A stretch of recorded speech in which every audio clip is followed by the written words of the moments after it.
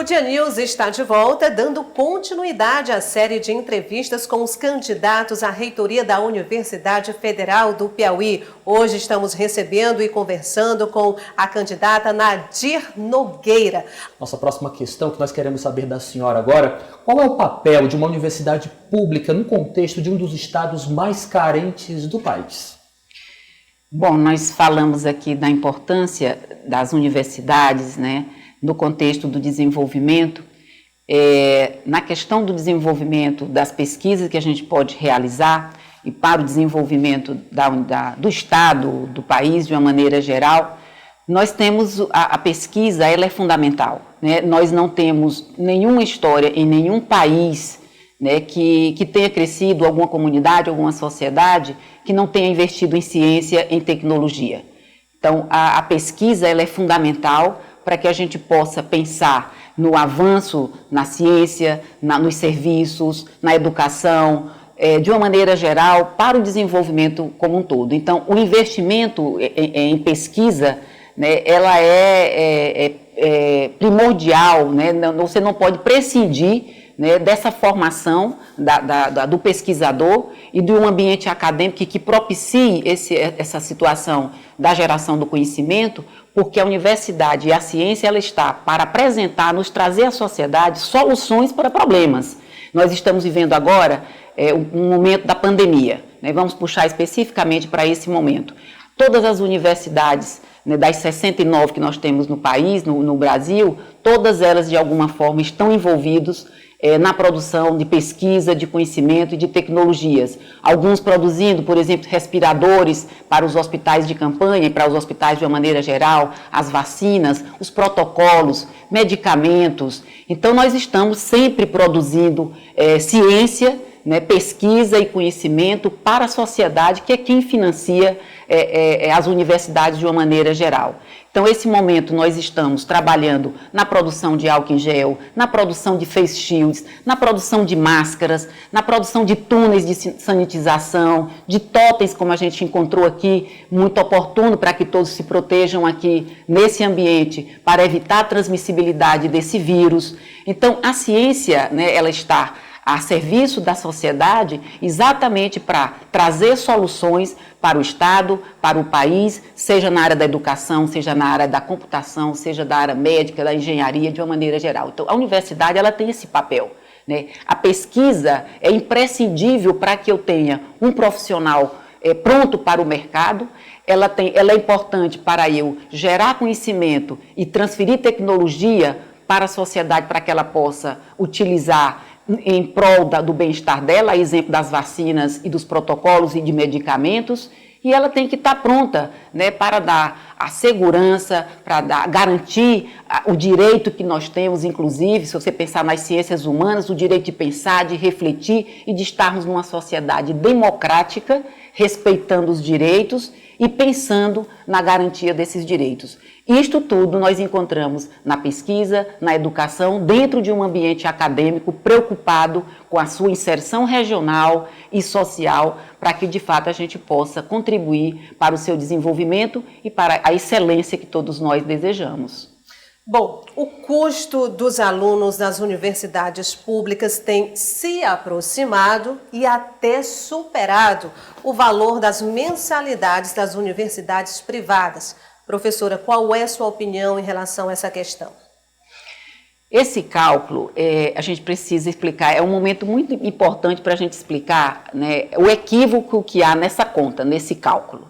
Né, quando a gente compara o custo de um aluno de uma instituição pública e de uma instituição privada, essa métrica ela não bate porque os indicadores que estão presentes para esse cálculo, eles são completamente diferentes. Então, eu tenho, por exemplo, na Universidade Federal do Piauí, quando eu formo um profissional, independente da área, né, eu tenho aí a questão do ensino presente, que o professor, com tudo que requer, a pesquisa, a extensão, né, a inovação, a pós-graduação. Então, eu tenho um conjunto, né, de elementos, né, além do pagamento dos funcionários, de aposentados, que estão ali também presentes naquele cálculo.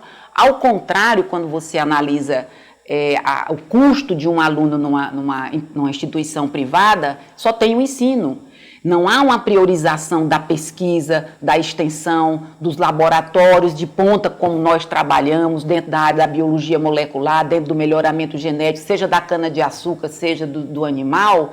Isso você não vai encontrar num ambiente, com todo respeito à formação dos profissionais. Não quero aqui desqualificar absolutamente nada. Estou tentando responder a sua pergunta. Por que esse cálculo ele não fecha? Por que há essa interpretação equivocada de que o nosso aluno ele é mais caro do que o aluno que paga uma mensalidade? Ele aparece dessa forma porque ela é feita de maneira equivocada. Nós não podemos comparar coisas diferentes. É lógico que vai ter uma interpretação errada, e aí tentam colocar como se o nosso aluno fosse caro, e aí há uma cobrança muito maior com relação a isso. Caro não, esse aluno nos é muito caro, porque a gente procura formar, ter o cuidado na sua formação, que ele saia com uma boa formação no seu ensino, que ele tenha conhecimento da extensão, ou seja, o compromisso que ele tem com a sociedade quando ele sair da universidade. Prestar o serviço à comunidade com base no conhecimento científico que ele apreendeu durante esse período. E aquele que teve a oportunidade de fazer a iniciação científica, de ser um monitor, de ter ido para um PIBID, ele também sai com uma experiência diferenciada. Ele certamente será um profissional diferenciado dentro desse ambiente acadêmico que lhe permite todas essas experiências do ensino, como eu já coloquei, da pesquisa, da extensão, da internacionalização, da inovação, porque dentro desse ambiente acadêmico, no laboratório, ele já pode estar dentro de um laboratório, né, como eu já falei, alguns exemplos aqui, mas nós temos produção de cartilhas, nesse momento importante, se formos pensar na ciência, na educação, nas ciências humanas, nas ciências sociais. Nós estamos trabalhando, volto a dizer, num momento de pandemia, que isso vai ficar marcado na nossa eleição e no momento da nossa história do nosso país. No momento em que nós estamos aqui num distanciamento social, a universidade hoje, suspensas as suas atividades, mas nós estamos procurando manter o nosso aluno conectado com a UFP, ligado à UFP, para que ele não se distancie desses princípios, daquilo que a gente oferece de mais caro. Então, ele sim, ele é caro para a gente, porque o nosso compromisso com a sua formação, para que ele se torne um profissional realmente diferenciado, vale esse investimento, vale, pois que digam que o nosso aluno custa caro. Ele custa caro porque ele vai ser realmente um profissional que vai pensar desigualdades, que ele vai ter um bom desempenho como profissional naquela área que ele escolheu, ele vai ter um compromisso social, porque foi a sociedade que financiou a sua formação. E ele vai sair uma pessoa crítica, pensando na igualdade como direito, é um direito constitucional. E esse direito a gente trabalha dentro da universidade, que ela é plural, ela é laica, ela é democrática, e a gente procura trabalhar esses valores, esses princípios, né, que são básicos, são basilares para que a gente tenha realmente uma sociedade mais justa e mais igualitária. Você é aluno, você é profissional, é muito caro para a gente, porque vocês certamente irão desempenhar esse trabalho com a lisura, com a ética e com o profissionalismo que nós esperamos de cada um de vocês. Professora Nadira, ainda falando sobre a questão de custeio, vamos olhar para o orçamento anual da Universidade Federal do Piauí. Qual é esse orçamento? Aproveitando essa pergunta, também pergunto se esse orçamento é suficiente para atender a todas as necessidades da Universidade Federal aqui de nosso estado. Também já linkando essa outra questão a esse tema, gostaria de perguntar para a senhora se a senhora tem alguma proposta específica para o hospital universitário. Esse assunto, né, do orçamento, ele vem preocupando desde 2014, nós estamos com praticamente o mesmo orçamento, que na verdade é nominal, porque é um valor que varia aí entre 830 milhões, né, 850, né, mas isso incluindo tudo, incluindo aí despesas, né, e com pagamentos dos servidores, né, e encargos, despesas e encargos, as ODCs, que são o que funciona, né, o recurso que faz com que a universidade funcione, e nós temos o financiamento para o capital, que é para o investimento em obras e equipamentos. Esse orçamento realmente nós estamos com ele basicamente congelado desde 2014, oscilando muito pouco.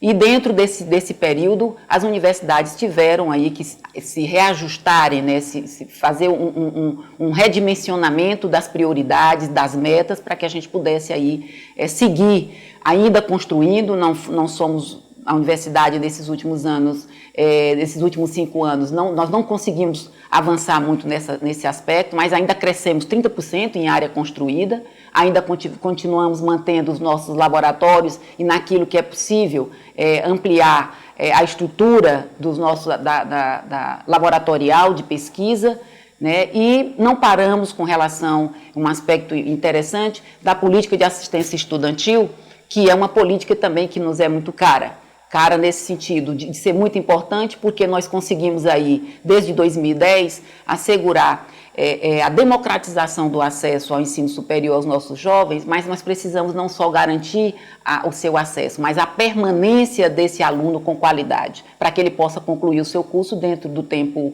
regulamentar.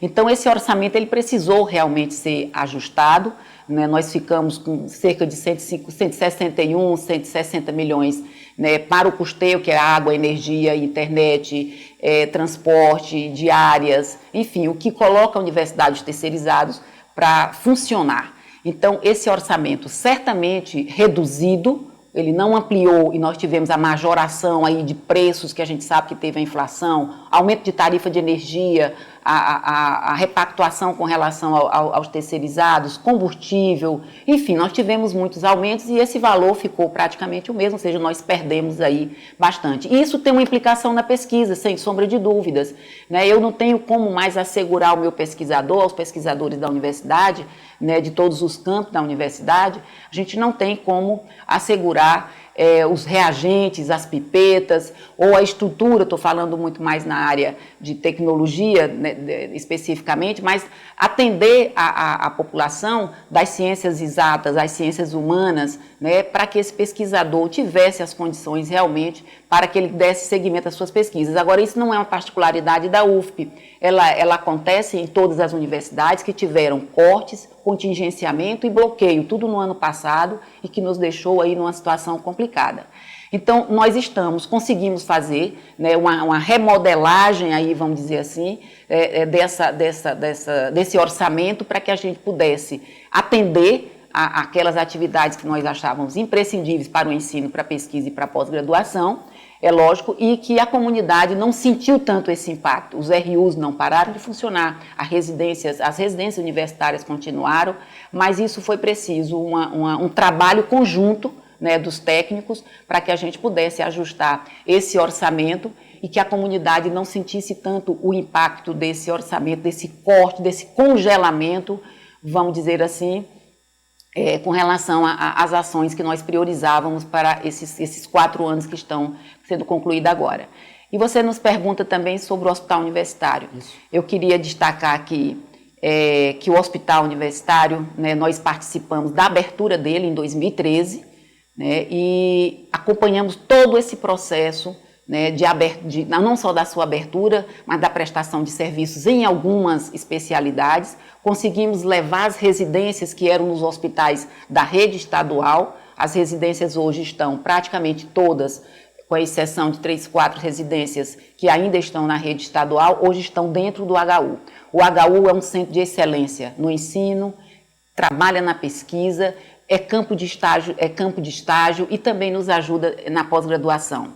Então, o hospital precisamos ampliar ainda o número de leitos, conseguimos abrir a unidade de oncologia, que era uma necessidade porque os hospitais que atendem ao tratamento oncológico, na sua maioria, né, nós não temos atendido 100% pelo SUS, então o hospital universitário é 100% SUS, estamos com atendimento oncológico agora, e o nosso desafio, respondendo a sua pergunta, é ampliar o número de leitos e pretendemos também abrir mais 2 unidades, a materno-infantil, que é o atendimento da pediatria, da ginecologia e obstetrícia. A ginecologia a gente tem uma parte, mas precisamos, e é uma demanda, é uma vontade, né, dos médicos, dos profissionais, da rede também de atenção à saúde. O nosso usuário, é bom que se diga, quando existem pesquisas que nós fazemos no HU, mostrando o grau de satisfação e o quanto as pessoas desejam irem para o HU. Então, o HU é feito, a gestão é feita pela EBSER, mas os nossos profissionais, ele é da Universidade Federal do Piauí, e estamos a cada dia melhorando o serviço, o ensino, a formação. Hoje nós oferecemos 26 residências médicas só dentro do HU. Isso é um empenho nosso, isso é o nosso professor, é o nosso pesquisador, é o nosso aluno que está lá dentro. E é interessante que se diga, essas 26 especialidades, esses profissionais vão atuar onde?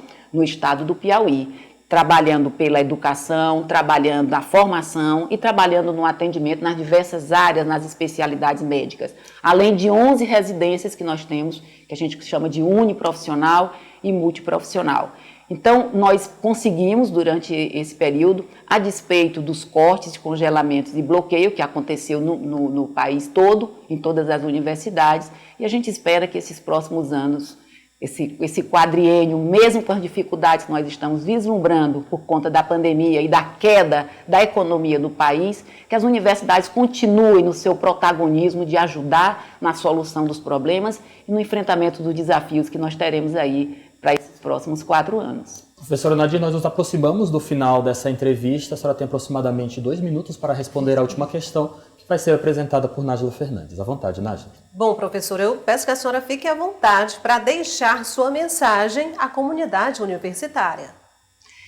É um momento importante, eu quero agradecer por esse espaço, né, esse espaço de comunicação com a sociedade piauiense, e agora me dirigir mais especificamente para a comunidade UFPiana, né, de colocar que a professora Nadir Nogueira está concluindo agora o seu 2º mandato como vice-reitora, e eu tenho dito que a minha história de 35 anos na UFP, né, que começou em 85, no ensino, na pesquisa, na pós-graduação e na gestão, ela foi muito bem pavimentada porque ela foi feita de maneira responsável, articulada, com meus colegas do meu departamento de nutrição e com todos aqueles que puderam acompanhar o nosso trabalho na coordenação de informação em ciência e tecnologia. Muito dignamente, nós fizemos uma parceria com o professor Santos Rocha, fui vice-diretora do Centro de Ciências da Saúde, pró-reitora de Ações Estudantis e Comunitárias, onde me deu a oportunidade da comunidade universitária reconhecer mais ainda, né, o compromisso que eu tenho com a UFP, que nós tivemos, e chegamos aqui e achamos que não seria justo interromper essa caminhada. Então eu quero colocar o nosso nome, a Chapa 03, Nadir Nogueira, professor Marcos Lira, para seguir aqui nos próximos 4 anos junto a essa universidade e que ela continue perseguindo a excelência no ensino, na pesquisa, na extensão e na sua indissociabilidade e trabalhando nesses 3 eixos importantes para o nosso Estado. Nós trabalhamos pela inclusão, precisamos trabalhar pela inclusão porque nós trabalhamos pela educação e não existe nada mais inclusivo do que a educação. Pela inovação, porque nós estamos em tempos de trabalharmos cada vez mais para inovar, para avançar, para contribuir com o desenvolvimento do nosso país, da nossa sociedade. E temos que fazer isso de forma sustentável. Nós temos que trabalhar com um assunto que é mundialmente importante, que tem sido discutido, que é o meio ambiente. O impacto ao meio ambiente, qual é o planeta, qual é a situação ambiental que você quer. É papel e é missão da universidade, dos nossos professores, técnicos administrativos e alunos, pensarmos num ambiente sustentável, pensarmos na sustentabilidade. E eu remeto ao meu querido, meu companheiro de chapa, professor Marcos Lira, que trabalha com energias renováveis, que trabalha com energia fotovoltaica, que são a energia solar, pensando no nosso estado, com a capacidade que ele tem, com esse sol que nós temos, e a eólica também. Vai nos ajudar na eficiência energética para que a gente tenha uma universidade realmente num ambiente saudável, produtivo e sustentável. 03 no dia 12 de agosto. Professora Nadir, muito obrigado. Boa sorte para a senhora no processo eleitoral e até uma próxima oportunidade. O Jornal Dia News vai para um rápido intervalo comercial. Volta já.